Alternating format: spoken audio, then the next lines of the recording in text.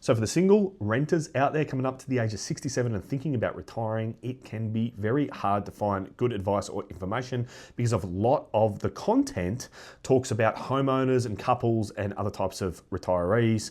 But this video is for you, how to sort of find that retirement income sweet spot where your age pension entitlement and your superannuation converges to give you that optimal amount. Let me show you.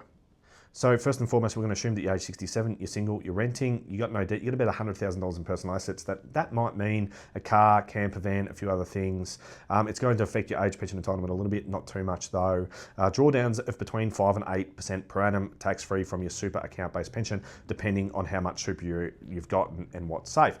So the first sort of sweet spot is at that about $27,500 age pension per annum sweet spot. Now that's not the full age pension. The full age pension's about just over $30,000 per annum.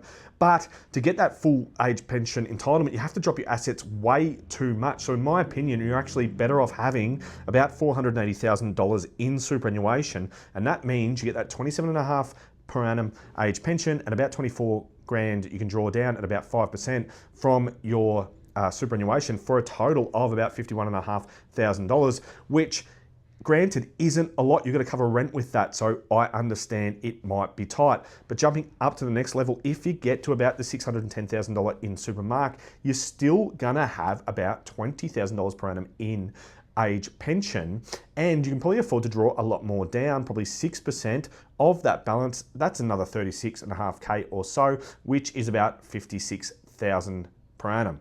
So about 5 grand more a year in income for having that extra capital. If you don't think you need that much, well, congratulations, you can spend that extra capital and reduce your entitlement, but I would advise against it.